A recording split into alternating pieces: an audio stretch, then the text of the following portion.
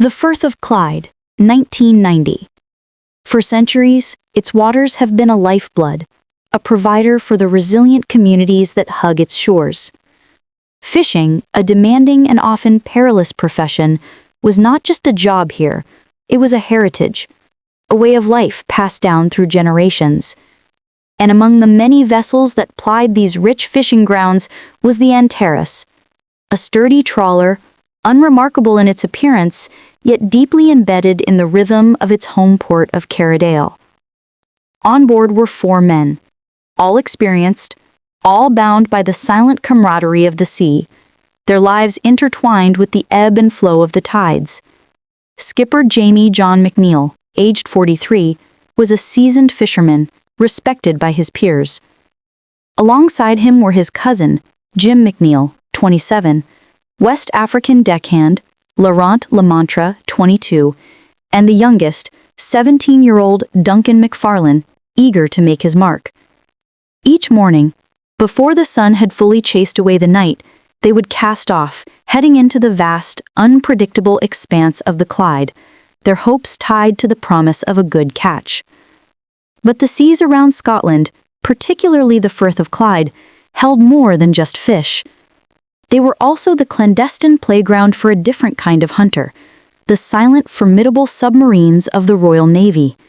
These sleek, powerful vessels, designed for stealth and subterfuge, moved beneath the surface, a hidden world of advanced technology and strategic importance.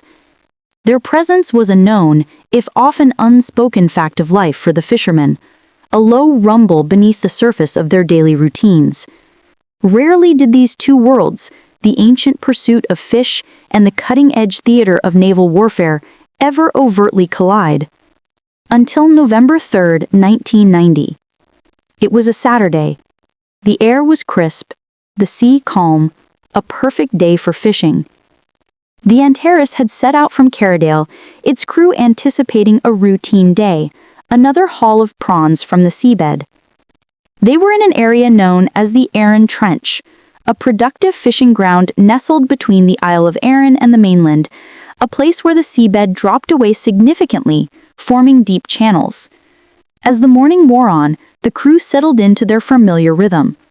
The trawl nets, immense and heavy, had been deployed, sinking deep into the cold water, dragging along the bottom, patiently gathering their unseen bounty. This was a dance as old as seafaring itself, a delicate balance of currents, depths, and the precise timing of the haul. Unbeknownst to the men on the Antares, beneath the very waves they navigated, a silent shadow was also at work. HMS Trenchant, a Trafalgar-class attack submarine, one of the most advanced vessels in the Royal Navy's fleet, was conducting a routine anti-submarine warfare exercise.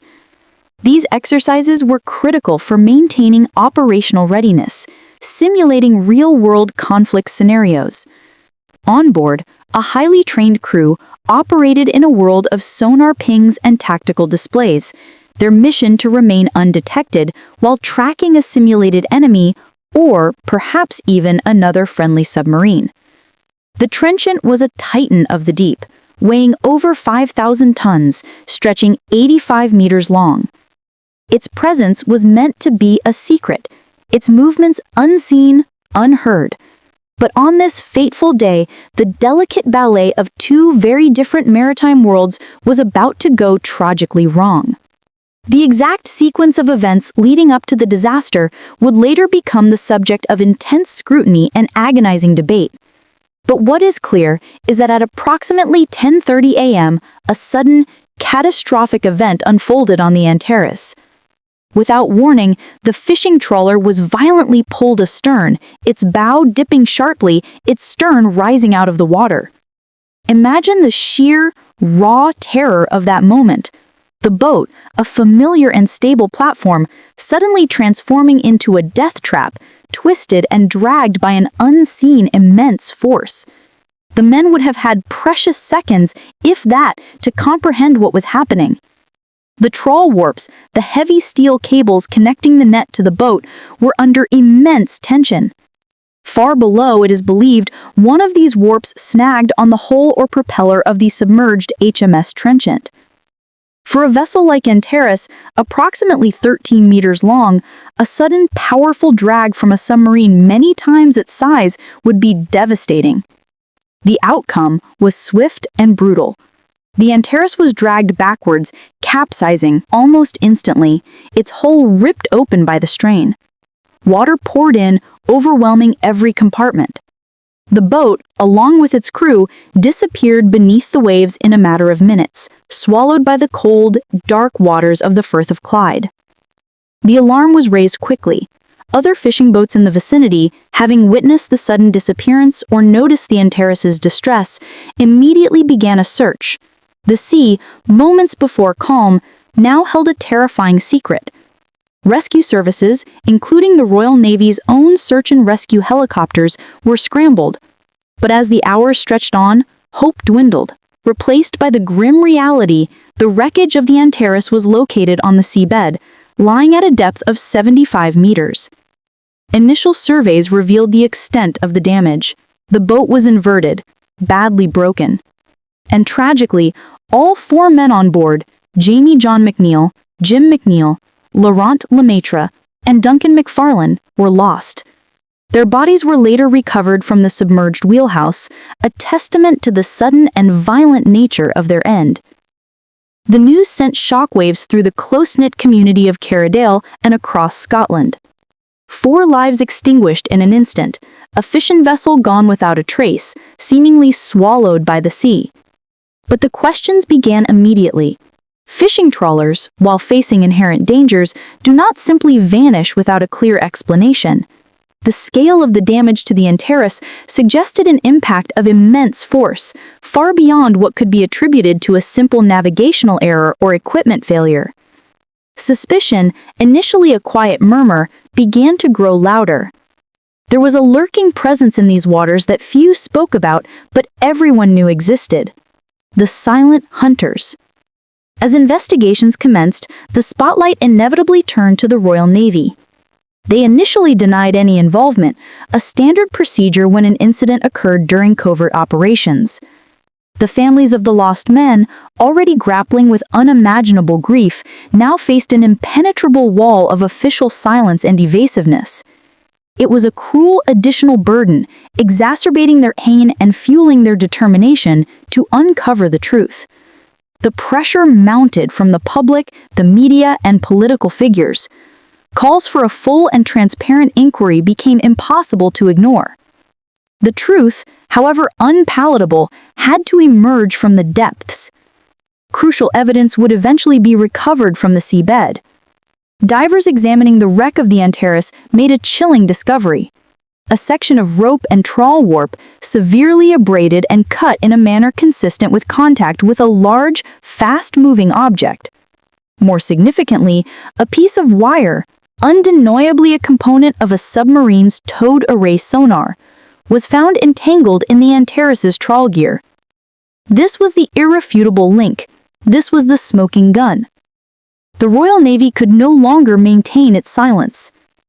On November 8th, just 5 days after the sinking, they admitted that HMS Trenchant was conducting exercises in the vicinity of the Antares at the time of the incident. It was a stunning admission, confirming the worst fears of the fishing community and sparking outrage across the country. The implications were profound. A modern, technologically advanced submarine had collided or at least interacted catastrophically with a small fishing trawler, leading to the loss of 4 lives. How could this happen? The subsequent inquiry, a fatal accident inquiry held in Glasgow, delved into the intricacies of naval operations, the dynamics of fishing, and the tragic failures that led to the Antares' sinking. Testimony revealed that HMS Trenchant was participating in an exercise known as Western Isles 90, a major naval deployment involving surface ships, aircraft, and submarines.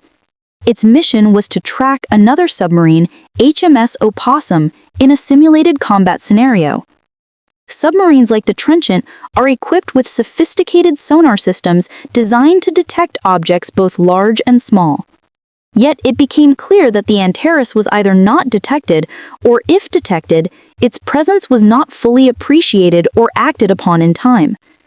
The inquiry heard harrowing accounts from the crew of HMS Trenchant. The submarine had been operating at periscope depth, meaning its mast and periscope were just breaking the surface, while the main hull remained submerged. Its towed array sonar, a long cable trailing behind the submarine, was deployed. This array is designed to listen for faint acoustic signatures, but it also presents a potential snagging hazard. Evidence suggested that the Antares' trawl warp became entangled with the Trenchant's towed array sonar. As the submarine continued its trajectory, the immense power it generated, coupled with the speed at which it was moving, would have exerted an incredible force on the trawl gear and consequently on the Antares. One of the central points of contention during the inquiry was the concept of safe operating depth.